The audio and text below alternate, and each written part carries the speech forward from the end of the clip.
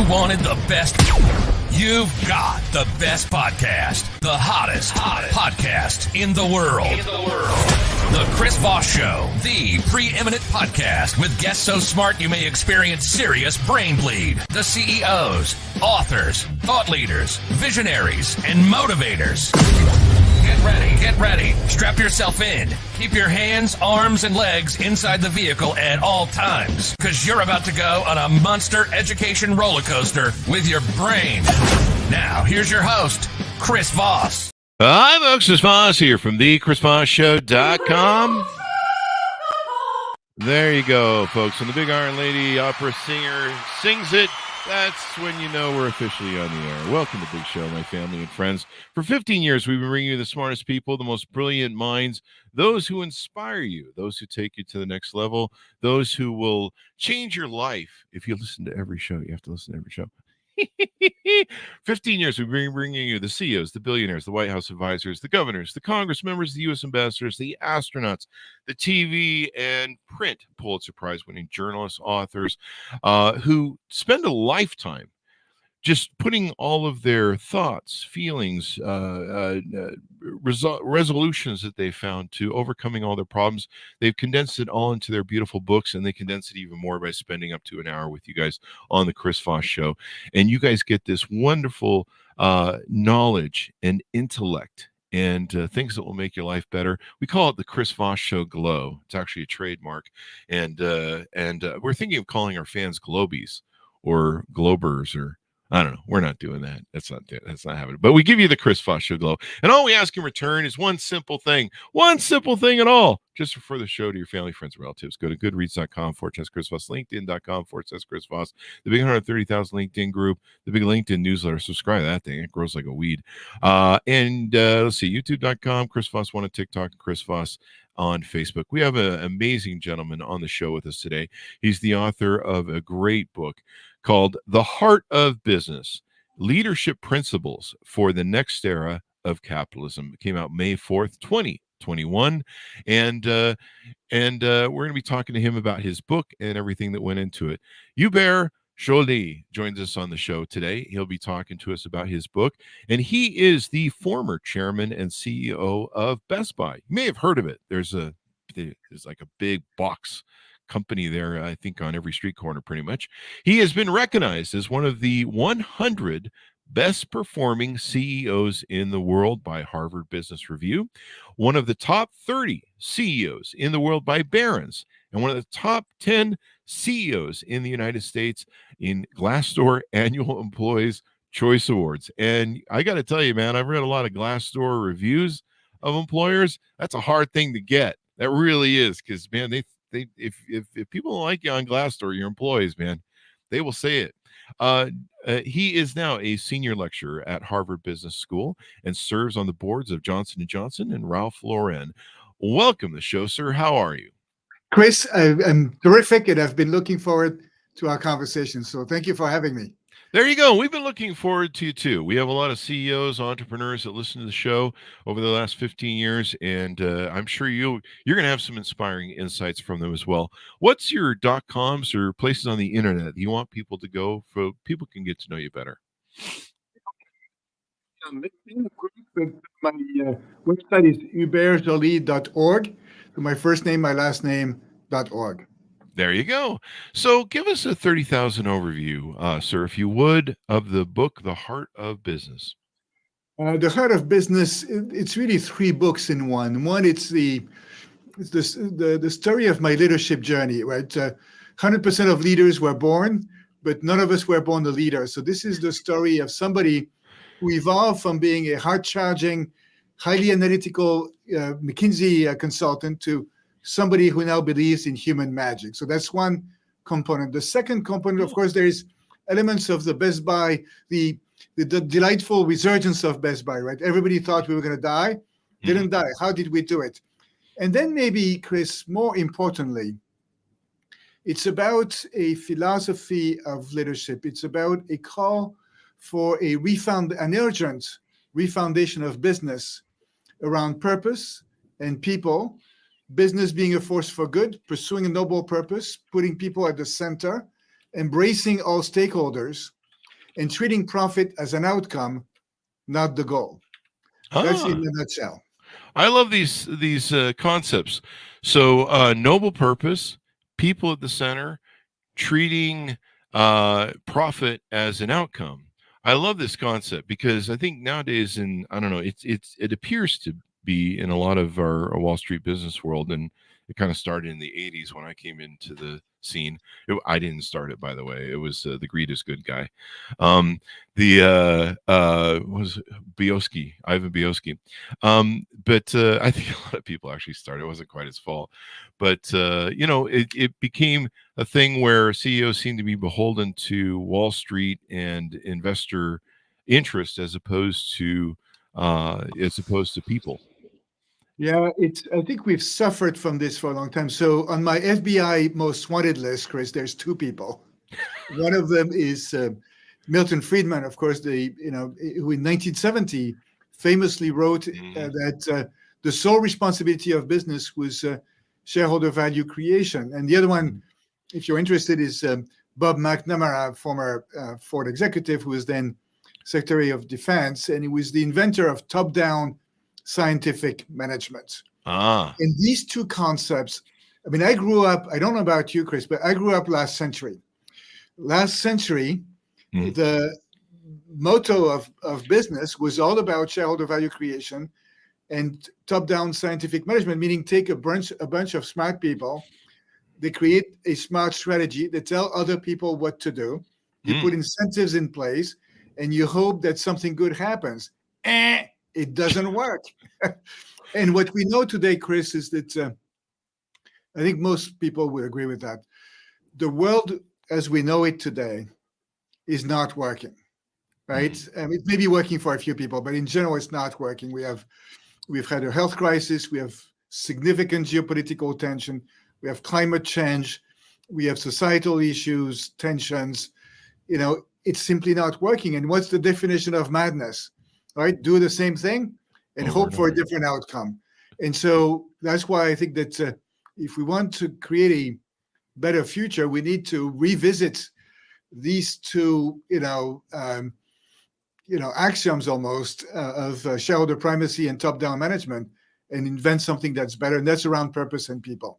There you go. I don't know. Was he the same guy who invented trickle down economics? Because I'm still waiting for my check on that No, one. that's not tricky. No, different guy, but yes, It's didn't quite work out either. And that's another thing that makes people angry. The way we've been treating frontliners is completely inappropriate. And in business, we know if things go well, it's because of the frontliners. If things don't go well, you have to look upstairs. But a focus on the wellness and the environment for the frontliners is really important, and it's easy to forget, but at your own peril. There you go.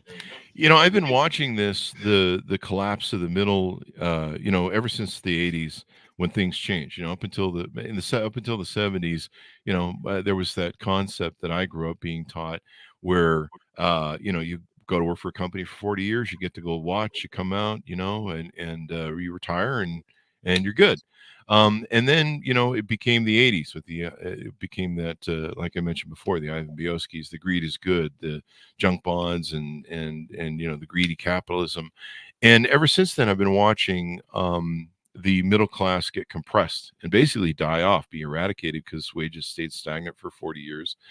And you see a lot of people don't realize a lot of all the strife that we're seeing in our world, politics, and everything else comes from that. You saw in 2016 an election that was based upon people that were very angry from what became the Rust Belt after it was abandoned by the manufacturing, and you saw the result of NAFTA and different things in China and jobs being shipped overseas.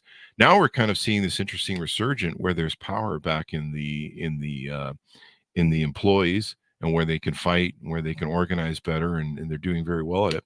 We're going to get some more into your book, but people like to hear the origin story. Tell us about your hero's journey and your origin story. How did you grow up? What influenced you? How did you become CEO of Best Buy, et cetera, et cetera?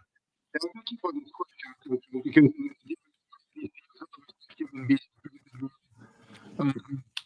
Germany. For me, so I was born in France, century, and I grew up in a happy family. I had three brothers, studied in France. Um, but instead of giving you my resume, maybe I can highlight a few milestones in my journey. These searing moments that shaped me as a Yes. leader and that helped me prepare to be the CEO of Best Buy, where I had this pretty amazing experience with all of my colleagues. So I would go back to 30 years ago, Chris. Mhm. At the time, I was with McKinsey and Company, and I remember having a dinner with a client in the office of McKinsey in Paris. I was based in Paris at the time. And we were trying to sell him a story. You can imagine how these things go. But instead, this client, the CEO, Jean-Marie Descarpentries was his name, taught us a lesson. He had just been in a workshop with other CEOs. And Chris, this was 30 years ago. And he told me and my colleagues, the purpose of a company is not to make money. That's our conclusion. 30 years ago. He said, of course, it's an imperative. You have to make money. Yeah. And it's really a result. And he said, what we've concluded is that in business, and once you say it, it's obvious, but sometimes we forget it. There's multiple imperatives. The first imperative is the people imperative. You need to have the right team, properly equipped and motivated. You have then the business imperative. You need customers who are happy with your products. And then the financial imperative. And he said you have to refuse trade-offs between these three. And then you have to treat them in sequence. It's people first, people imperative, then business, then finance. And then, of course, every company on the planet says people is the most important thing. But then he said, no, you have to draw the implications. He said, for example, when you do your monthly performance management meeting, don't start with financial results. Start with people and organization. Then go to business or customers, products. Finish with the financial results. He said, if you start with financial results, I know you're going to spend the entire meeting dissecting the numbers. It's a waste of time. If you end with the financials, your CFO will make sure that you spend enough time on it, but at least you will have understood the drivers. So that was 30 years ago. And at around the same time, Chris, a couple of friends of mine who were monks asked me to write with them an article about the philosophy and theology of work. Why do we work? Which I think is essential to the conversation we're having. How do we see work? Is work a punishment because some dude sinned in paradise and we have to pay for it? Is work something we do so that we can do something else, like on Thursday of Thanksgiving, watch a great football game? Or is work part of our fulfillment as human beings and an opportunity to do something good to somebody else? It's a choice. It's a conscious choice that we need to make, but I think it's a choice that changes everything. Okay, so that was 30 years ago. If you bear with me, 20 years ago, there was another searing moment. So to quote David Brooks, in many ways, Chris, I was at the top of my first mountain, right? I'd been a partner at a young age at McKinsey and Company. I was on the executive team of Vivendi Universal, a global media and entertainment company. So in many ways, I was at the top. I was being successful, except I was not happy. I felt that on the top of that first mountain, it was dry. There was no joy. I was, call this, I'm sure it never happened to you, call this my midlife crisis. Oh, yeah. Right? Right. And it forced me to step back and to unpack what was driving me in life. And what I realized is that I had been too driven by power, fame, glory, and money. It may be good drivers. This may be good drivers for some people. I realized for me, it was leading me to nowhere. And so that led me to revisit that and think more in terms of eulogy virtues, right? In terms of what do I want to accomplish in the world? And so that was 20 years ago. And then in 2009, so I was based in Minneapolis at the time. I was the CEO of Carlson Companies, which is a family-owned private hospitality and travel company. So at the time, they owned TGI Fridays, a lot of hotels, Regent Hotels, Radisson, a corporate travel management company, Carlson Wagonlit Travel, and so forth. Mm-hmm. And one day, I will always remember this, my head of HR, Elizabeth Bastoni, walks into my office and tells me, Hubert, would you like to work with a coach? I said, what do you mean, Elizabeth? Have I done something wrong? As somebody complains? Because at the time, I had this view that coaching was remedial.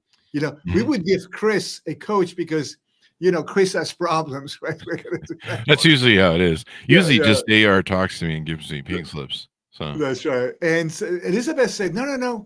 I have this guy, you know his name, Marshall Goldsmith, is the father of executive coaching. uh-huh. And he specializes in helping successful leaders get better. Ah. And it's funny how when I play tennis, I'm trying to improve my forehand. But, most people at the time were reluctant to get help. Ah. And I was suffering from a disease, which was the quest for perfection. Hmm. And everybody listening can ask themselves, do they suffer from that quest? Many people do. And because I was confusing certainly performance and perfection. Hmm. And when you're driven by perfection, first, I was not happy because, I'm not perfect. So I was not happy with myself. Mm-hmm. I was not happy with others, right? Because these are other human beings. They're imperfect. But Marshall helped me accept who I was and help me discover feed forward. Hubert, what do you want to decide to get better at? And how can you, after getting, feedback from your team, how can you decide, the 2 or 3 things you'd like to get better at, and then ask them for help? There you go. Chris, that completely unlocked me. And by the way, if somebody listening, maybe one of their team members says, no, I'm good, I don't need to improve on anything, you can always suggest to them, how about working on humility as something you can work on, right? So, Humility? yes. Where's the fun in that? I like narcissism. That's my favorite. So these were a few milestones along the way, things that shaped me as a human being and as a leader, Chris. Awesome. And so how did you end up at Best Buy? Oh, so it's now 2012. So I'm in Minneapolis, and I get this call from my good friend Jim Citrin at Spencer Stewart. He does a lot of the CEO searches there, Mm-hmm. and we've known each other for a long time. And of course, Best Buy, as well, some of us may remember, been a very successful company. Mm-hmm. But from 2009 to 2012, got in trouble. They had this set of challenges with Amazon, threatening the business model. So strategic challenges, the quality of service had gone down. So operational challenges, the share price was way down. It was a bit of a messy situation. And Jim calls me and says, would you like to consider taking this job? And I said, Jim, you're crazy, right? I know nothing about retail, and this place used to be great, but it's now in a mess. And he said, well, they're not looking for a retailer, somebody maybe with a fresh perspective, and you've done turnarounds. Maybe you should consider it. And he said, at least do me a favor, look at it and consider it. Mm-hmm. And so I took the time to, study, and I considered that there was enough assets there to effectuate a turnaround, and I decided to join. It may be that the board decided to pick me because I was already based in Minneapolis, and so they saved on the moving expenses when they picked me. But I must say, this is one of the best decisions I ever made. We went on a very exciting journey, and I learned a lot, and I think we made a difference. There you go. And now we mentioned in your bio all the different ratings you have and people who've really love what you've done. The coming in from LinkedIn, Stephen Shepard says, people are the greatest thing. It's the greatest asset of time that creates the results. I think for the most part, there's some people that I'm not sure are the greatest thing, but we'll leave that as an axiom for whatever. You're right. And if we take the Best Buy story, Mm-hmm. when I joined, the key advice I was getting was like what you hear in turnarounds, cut, right? You're going to have to close stores and fire a lot of people. Well, all of the stores were profitable. So what's the point of closing stores and fire a lot of people? It's as if people were the problem. I thought people would be, the source of the solution. And so the turnaround, was followed a very human-centric approach that started with listening to the frontliners. Back to that conversation, I spent, I spent the first week working at Best Buy, working in a store in St. Cloud, Minnesota. I had my badge said CEO in training, and I simply, asked the frontliners, what's working, what's not working, what do you need? And my job was simple: show up, ask the questions, listen, take notes, and do as I was told. So that was this idea that as leaders, we need to be great listeners as opposed to pretending we have all of the answers. Did you really have CEO in training on your badge? I did. I kept the badge. Crap. That's amazing. I kept there the you badge. go. Wow. That is powerful, man. Yeah. That really that communicates, that sends forth a message that, hey, I'm listening, I'm learning. I'm not here to just, suddenly show up and boss everybody around and tell them what I think I know. And everyone's like, you just got here. Like, what do you know what's going on? I love that concept of CEO and training. And that's particularly relevant today, Chris. I feel that, in this world of, let's call that multiple intersecting crises, where every quarter there's something new and where there's no manual, right? Maybe you had the manual for COVID. Most of us did not. The idea, from Bob McNamara, that as leaders, we have all of the answers, that we're the smartest person in the room, as Satya Nadella at Microsoft calls them, the know-it-alls. That's crazy.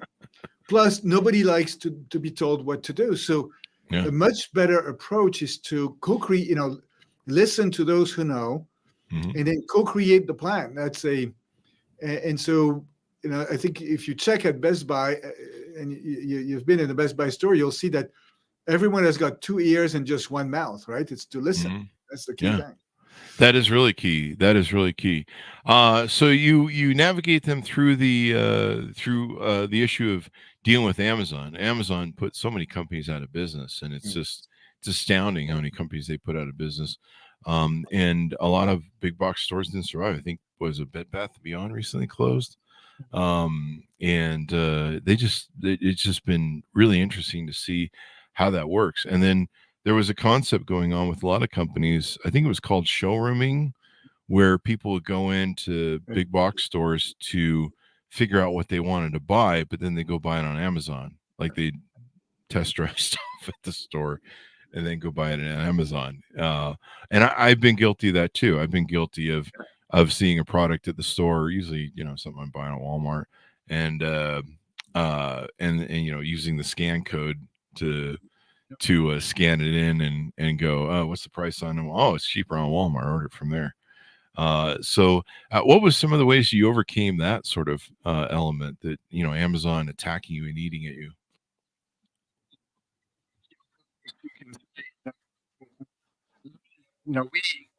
We killed showrooming. How did we kill showrooming?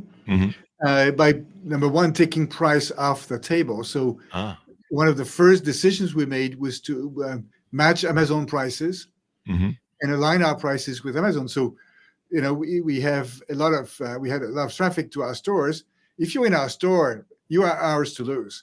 So if you like the product, just take it? Why would you take the trouble of ordering it, or we'll ship it to you? It doesn't matter. So that's the decision we made. Now, when we made that decision, a lot of the investors already said, well, that's nice. We understand why you're doing this, but you're still going to die because your cost structure is too high, right? You can't compete on cost with Amazon or Walmart. And there was a strategic lesson, a leadership lesson. We didn't try to be a better version of Amazon than Amazon, or a better version of Walmart than Walmart. We tried to be the best version of Best Buy we could be, and which meant focusing on the customer and being helpful to the customer. Now, in order to fund that, we had to find ways. So one of the ways was something creative we did, which was to partner with all of the major tech companies to help them showcase the fruit of their billions of dollars of R&D investment. Huh. And so I remember that in December of 2012, J.K. Shin, who at the time was the CEO of Samsung Electronics, he came to visit us in Minneapolis. And if you're Samsung, you have a choice, right? You see Apple building all of their stores. Hmm. Maybe you can build Samsung stores. Instead, Samsung, JK did a deal with us whereby in a few months, he had 1,000 Samsung stores within Best Buy. So it was good for the customers because they could see a beautiful representation of the Samsung products. Hmm. It was good for Samsung, right? Because instead of having to build an entire retail organization, they could partner with us. And it was also good for us because, of course, there was some economics, right? We had customers as customers, but we also had vendors as customers. And, they supported our financials by supporting, our business model. So that was transformative. When we announced that deal in April of 2013, I think the share price, Chris, went up 23% Oh, in wow. one day because people said, oh my God, it changes everything. So we killed showrooming and then we turned it on its head to promote showcasing and being paid for it. Oh, wow. That makes all the difference in the world. And then Samsung didn't have to build standalone stores. Yeah. They could utilize your thing. They could go in there and kind of give them probably a little bit of competitive advantage when it came to the stores there. So let's get to your book here. On your book, you talk about a central philosophy in the heart of business, and you talk about a new era of capitalism. Can you elaborate what you mean by this and the core principles you advocate for? Yeah, it's this idea that the profits above all things model Hmm. that we've talked about with Milton Friedman, the extreme pursuit of profit has been toxic and dangerous. Hmm. Short-termism has been dangerous. And if we step back, capitalism was actually born not along the lines of Milton Friedman. Hmm. When you think about the companies that were created in the 19th century, you think about Adam Smith, or if you think about any startup in the world, you create a business to serve a need in the world. Hmm. And so the purpose of business is first and foremost to do something important in the world.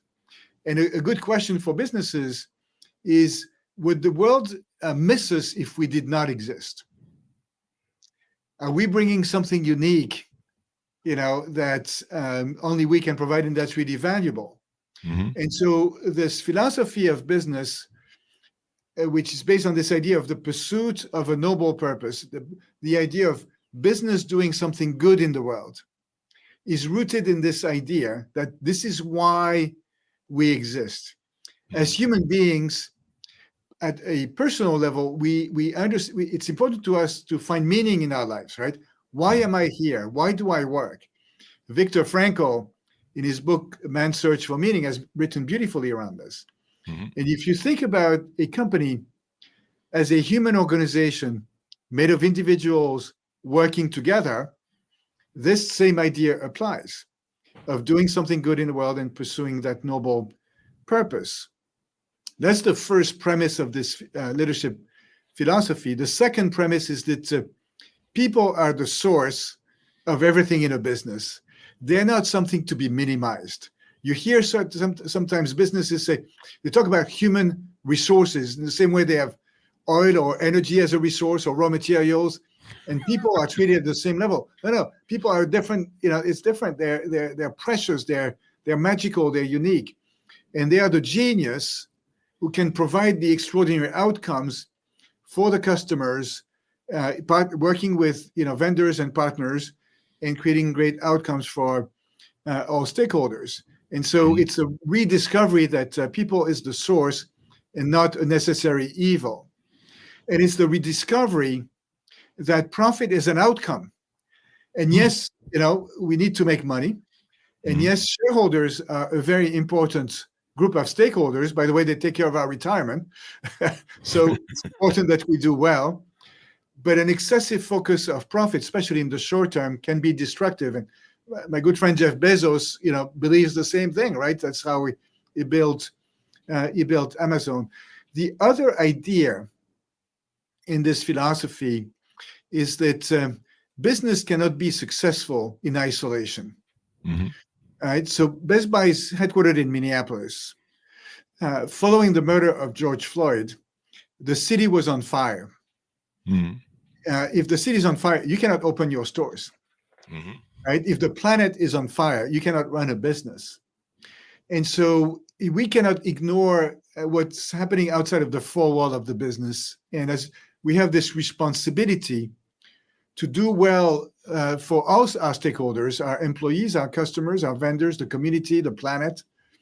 And our responsibility is to find ways to create win-win-win outcomes in support of these various stakeholders. It sounds nice, but it's actually how I think the best businesses create the best outcomes. So that's the general philosophy. Most business leaders today agree with this philosophy. Mhm. The challenge is not so much that. The challenge is, how do you put purpose to work? How do you make this happen? How do you lead a company in a way that allows every employee working at the company to connect what drives them with their work in support of that noble purpose in a way that can unleash that human magic? And that's what we learned so much about at Best Buy. And Chris, it has significant implications about how we lead and how we behave in companies. And I felt this philosophy and what we had learned was so important, so timely that we had to put it in writing. There you go. People, like you say, people are everything. They're not just a resource. Like, hey, we get steel from here and we get people from here. They are the creativity of people. You don't have that with steel or, I don't know, wires or whatever you buy to do stuff in a business. um the creative implement of people, the customer service aspect of caring about people and working with your customers, you can't replicate that where it's just a given. If you buy, like, I don't know, wiring for, I don't know, some phone you're building, yeah, there might be some technical elements to it, but it's pretty much, I don't know, black and white as to how it's going to show up. But people are very diverse. There's different levels of quality of, a delivery they're going to get in employment, but also, being creative too, Yeah. and developing your company and taking it to the next level. And of course, their individual aspects of leadership as they lead through the levels of management, Yeah. and to help keep your company diverse. There's no, if you look at a major kind of almost army, there's no, it's not a monolith. And neither are your employees. Maybe that's really the message there. It's not a monolith. Your employees aren't a monolith. I learned a long time ago as a CEO that I'm not the arbiter of all the great ideas in the world. In fact, I ran out of them pretty quickly. And so, more so, it was important that I had a learning organization where people could contribute ideas, and they could have an environment or culture where they could contribute ideas, and they could know enough about what was going on and to go, hey, there's a better way to do this, Chris. And I'd be like, thanks, you just saved me a ton of money. You talk about the role of empathy in leadership and being a key leadership quality. How do you think leaders can cultivate and demonstrate empathy more effectively? That's so. I think it starts with changing ourselves. Hmm. We can say it's hard to change other people. It's hard to lead change. The hardest thing is to change ourselves. The hardest thing starts with knowing ourselves. And Hmm. I believe, and I've been on a journey on this because, for many years I had my head cut off from the rest of my body. I thought as a leader, I could lead just with my head, right? Being the smartest, assuming I was the smartest person in the room. And today, leaders need to lead with all of their body parts, right? Their head, their heart, their soul, their guts, their Hmm. ears, their eyes. Hmm. And to be able to do this and do the journey from the head to the heart, it starts with knowing ourselves. It starts with self-awareness, self-acceptance, and learning to love who we are. It's hard to love others Hmm. if you don't have self-compassion. And in these, challenging times, being kind with ourselves is something that's important. When I was saying that I had suffered from the quest for perfection, I didn't like myself when I was trying to be perfect, right? Because any imperfection was a source of not liking ourselves. So I think there's a lot of work on ourselves and forgiving ourselves, and then of course forgiving others. We cannot build human connections if we are trying to be perfect, right? We can admire somebody who is perfect, Mhm. but we cannot love them. And I think we connect in our weaknesses. One of the things I've learned to do, Chris, is to say, my name is Hubert and I don't know. My name is Hubert and I need help. I like that. Okay. Oh, And if wow. I can do this, then I'll know it's counterintuitive, right? I'll know that others may also need some help. If they're struggling, it's not that they're imperfect human beings. They must be struggling with something. And I have to be curious and try to put myself in their shoes. So let's take a concrete example. In retail, it's very important for the salespeople in the stores to be on time. That's a very strict rule. Mhm. Maybe there's this young associate. Last few weeks, Chris, he or she has been consistently late on Mondays.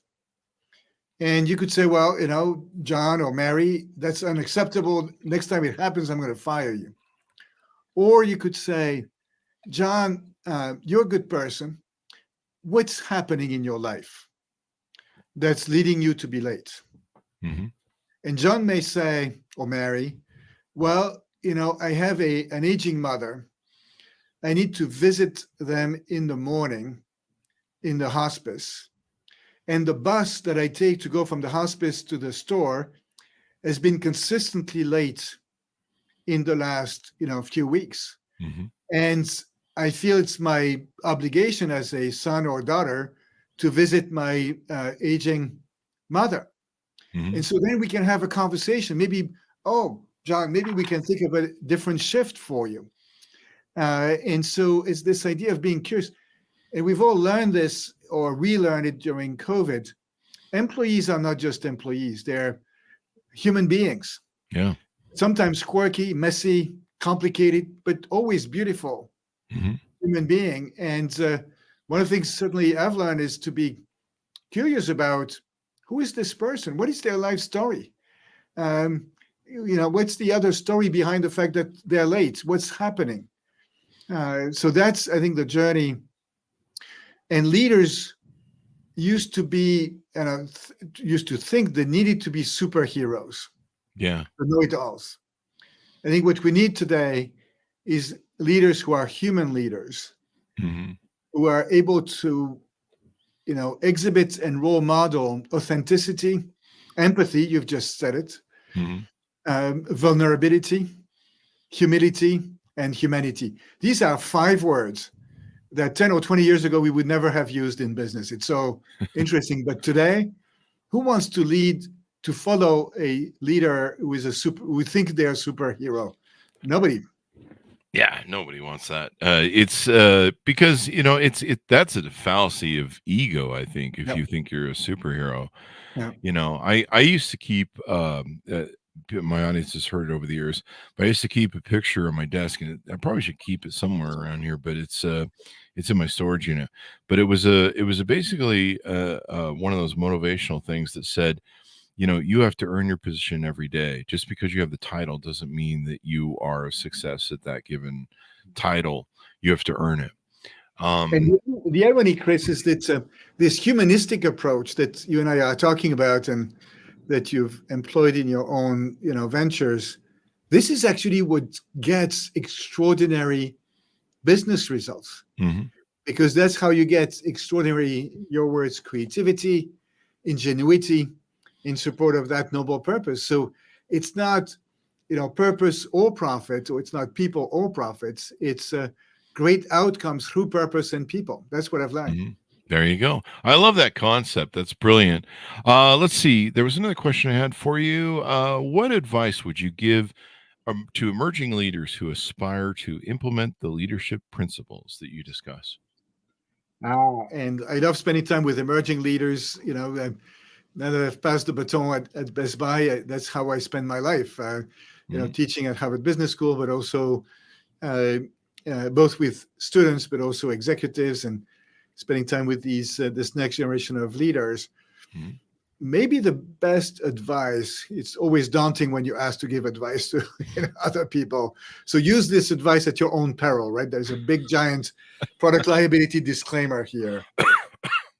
But maybe the advice, when we're flying on an airplane, we're being told if the oxygen masks come down, put the mask on yourself first before you help others. Mhm.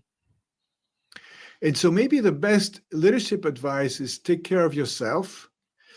And also, during COVID, when we couldn't go outside, we could go inside. So spend time with yourself, and over time, try to figure out, why are you here? How do you want to be remembered? In the new CEO workshop we do at Harvard Business School with new CEOs of large companies, we ask them the first evening to deliver their retirement speech. Oh, really? What would you like your retirement speech to be? My beautiful wife, Hortense Le Gentil, who is an executive leadership coach, and she's just got this great book out called The Unlock Leader. She asked her clients to think about their eulogy. Wow. That goes one step further. I can guarantee you, Chris, that either in the retirement speech or in the eulogy, people are not going to talk about how the share price went, how much money they made. On their deathbed, they're not going to talk about this. They're going to maybe think about the difference they've made in the life of other people. Irrespective, the key advice is spend time with yourself and define what kind of person you want to be. And be yourself. Everybody else is taken, so might as well be you. There you go. It's really important, and I love the aspects that you tell people, because we really need to redefine leadership, and it's amazing to me how many CEOs I'll ask, "What is your leadership style?" And they have no idea. Like they don't have any sort of mantra around it. I don't know. I just boss people around. I guess I don't know. Is there motive? Final question for you. Based on your insights, what do you think the future holds for capitalism? As you say, we need to change things. Are there any emerging business trends that leaders should be aware of? And what is the future of capitalism?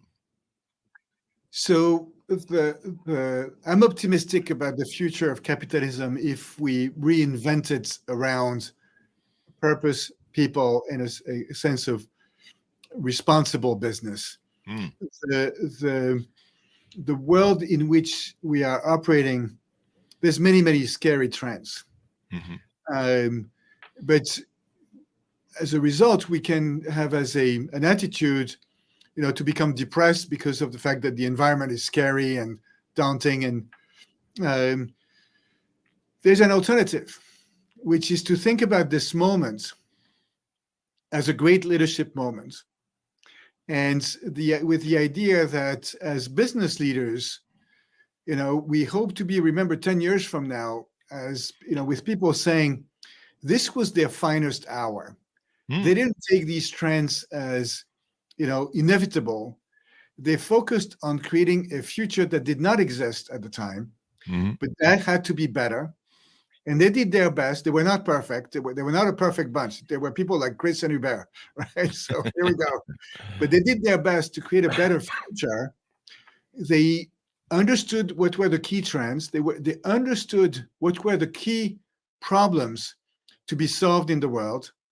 And they focused, their activities on bringing great, ingenious, creative innovative solutions to these big problems in the world. And they did this as a team. They coalesced the organization around a higher purpose, a high level of ambition, and they created a better outcome. So I think this kind of capitalism has a great future. The greed is good kind of capitalism, dead. Dead. We need more of that messaging in this world. And as you said earlier in the show, the short-term outlook of business leaders isn't working. No. And I think it's really, I think one of the aspects is really hard. I can't remember we had Sam on the show. I'll pull up his last name here, but I remember we talked to a CEO of a major company, and he said, one of the biggest problems we have in this world, Chris, is that CEOs are only in for a very short time. It was Jay Samit, and they're only in for a few years, and so a lot of the impacts they make Yeah. don't get to be seen long term. We were talking about his book called Future Proofing You by Jay Samit. And I can't remember what company he ran, but he said one of the problems that CEOs have is, even if they invest in R&D or try and do something with a long-term vision, they know they're only going to be there for maybe 2, 3, 4, 5 years. Oh no, maybe. maybe 10 years. But that's a great point, though. But what I'm seeing, I think that, generally speaking, leaders of companies, CEOs are actually great souls. And they know if you're leading let's say, a pharmaceutical company or a medtech company, Mhm. you're absolutely right. The drugs you're working on now are going to come to market 10 years from now. Mhm. And so they know, of course, they need to deliver results in the short term, but they know their responsibility is to be stewards of great organizations and invest in the future. And the CEOs that boards pick these days to lead companies, a key criteria is, the moral compass. Is this a leader that's going to do the right thing for the long term? We know that they also need to deliver in the short term, but they'll be equally focused on the long term. It's not easy, but every CEO I know and that I work with has this mindset of I'm a steward. Mhm. I was given I'm not a founder. I was given a responsibility, and my responsibility is to pass the baton to the next generation 10 years later in better shape than I found it. And that's really what I'm seeing. There you go. Well, this has been super insightful. Hubert, give us your final thoughts and pitch out to people to pick up your book and get to know you better on your websites. I think it's, you talked about leadership principle, and that's the subtitle of the book, right? So we did the work at Best Buy, and it's the last chapter of the book of articulating leadership principles. We call them the 5 B's of purposeful leadership. And it's about being clear about our own purpose as leaders, being curious about the purpose of people around us and how it connects to the work and the purpose of the company. It's about being clear about our role as leaders, which is not to be the smartest person in the room, but to create an environment for others to be successful. Mhm. It's about being clear about who we serve. I told the officers at Best Buy, Chris, if you're here to serve yourself or your boss or me as the CEO, it's okay. Don't have a problem with that. Oh, except we're going to promote you to customer. You can't work here. We're going to promote you to customer. We'll take care of you. On the other hand, if you're here to serve others, then we're good.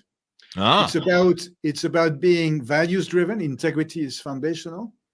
And it's about being, as we discussed, authentic, vulnerable, empathetic, humble, and human. Definitely. And these were the criteria we used to pick the leaders. Most important decision we make as leaders is, who do we put in positions of power? You better be clear about what criteria you use. These were the criteria we used, Chris. Mm-hmm. There you go. So give us your .coms one more time as people can go to your website and check you out. So it's hubertjoly.org, my first name, Hubert, my last name, JOLY.org. Thank you for this wonderful dialogue, Chris. So enjoyed it. And thank you for the work you do in the world. You're helping the world be a better place. Thank you. And you too as well. I mean, any way we can improve this world and make it better. Thank you for coming on the show. We certainly appreciate you, Bear. Thank you, Chris. Thank you. And thanks, Monis, for tuning in. Order up the book wherever fine books are sold. The Heart of Business, Leadership Principles for the Next Era of Capitalism, available May 4th, 2021. Get it wherever fine books are sold. And remember, it's almost Christmas. People watching this 10 years from now, and YouTube are going to be like, it's not Christmas time. It's almost Christmas. Order up the book. Give it out to your family, friends, relatives. Pass it out. It makes a wonderful gift as well. Go to goodreads.com/Chris Voss, LinkedIn.com/Chris Voss, YouTube.com/Chris Voss, the big LinkedIn newsletter, and the 130,000 LinkedIn group over there as well. Chris Voss, Facebook.com, and Chris Voss 1 on the Tickety Talkety. Thanks for tuning in. Be good to each other. Stay safe, and we'll see you guys next time.